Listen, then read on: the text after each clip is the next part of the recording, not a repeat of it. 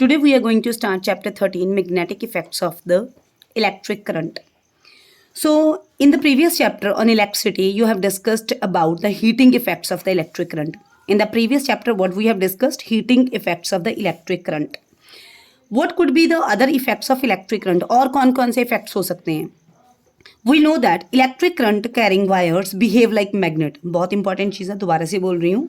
Electric current carrying wire कैसे behave करते हैं? मैग्नेट की तरह बिहेव करते हैं. दोबारा बोल रही हूँ, इलेक्ट्रिक करंट कैरिंग वायर्स कैसे बिहेव कर रहे हैं? मैग्नेट की तरह बिहेव कर रहे हैं. तो कहते हैं you can explain this with a simple experiment in which a compass needle is deflected on passing an electric current through the metallic conductor.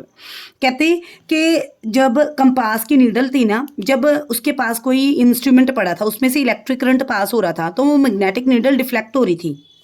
This was a Hans Christian Oersted's experiment, जो किसी electrical instrument के ऊपर ना experiment कर रहे थे. When they were experimenting at the time, एक साथ में कंपास पड़ी थी.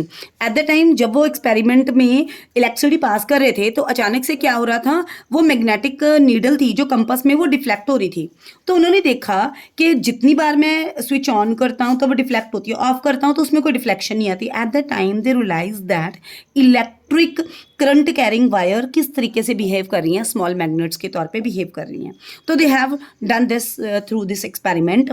तो उन्होंने क्या किया बेटा जी, उन्होंने एक स्ट्रेट थिक कॉपर वायर ली, placed between the X and Y point. उन्होंने X and this is the X point and this is Y point, उसके बीच रख दी इन इलेक्ट्रिक सर्किट, जो फिगर 3.1 में शो किया हुआ है.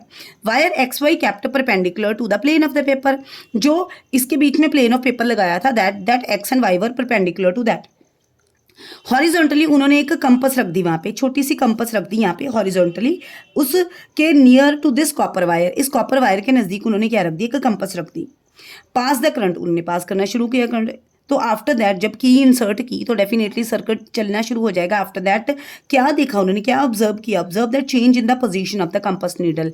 उस कंपास नीडल की पोजीशंस जो क्या हो रही थी, चेंज हो रही थी. Means there was certain kind of deflection, वहाँ पे कुछ डिफ्लेक्शन देखने को मिल रही थी.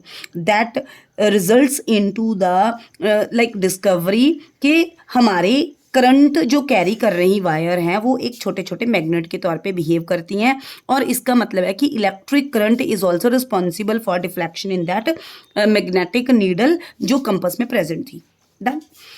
We see that needle is deflected. तो हमने क्या देखा, नीडल डिफ्लेक्ट हुई. व्हाट डज इट मीन, इसका मतलब क्या है? इट मीन्स इलेक्ट्रिक करंट जो पास हो रहा था कॉपर वायर से, उसने मैग्नेटिक इफेक्ट प्रोड्यूस किया. उसने क्या प्रोड्यूस किया, मैग्नेटिक इफेक्ट प्रोड्यूस किया. इसका मतलब electric current through the copper wire उसने क्या प्रोड्यूस किया, मैग्नेटिक इफेक्ट को प्रोड्यूस किया. Thus we can say electricity and magnetism, बहुत अच्छी बात लिखी है यहाँ पे इन्होंने, electricity and magnetism are linked to each other. Electricity and magnetism both are related to each other. And what about reverse possibility of an electric effect of the current moving through the magnets? In this chapter we'll study magnetic field and such electromagnetic effect. दोबारा बोल रही हूँ, इस chapter में हमने दो main चीज़ें पढ़नी है. One is the magnetic field and दूसरा इलेक्ट्रोमैग्नेटिक इफेक्ट्स के बारे में स्टडी करना है. We shall also study about electromagnets and electric motor. और क्या पढ़ेंगे हम, इलेक्ट्रोमैग्नेट्स के बारे में पढ़ेंगे और इलेक्ट्रिक मोटर्स के बारे में भी स्टडी करेंगे, which involve the magnetic effect of electric current, and electric generators which involve the electric effect of the moving magnet. तो और हम इसमें क्या पढ़ेंगे, इलेक्ट्रिक जनरेटर जो इन्वॉल्व हैं, किस चीज़ में इन्वॉल्व हैं, electric effect of the moving magnets में रिस्पॉन्सिबल है. तो ये एक्सपेरिमेंट किसने किया था बेटा जी, हैंस क्रिस्टियन ऑयस्टर ने किया था. 1777 से 1851 तक उन्होंने एक्सपेरिमेंट किया था. That was by chance that they have observe there was a deflection just because of electricity. तो उन्होंने क्या बोल दिया था, electricity and magnetism are linked to each other. Thank you.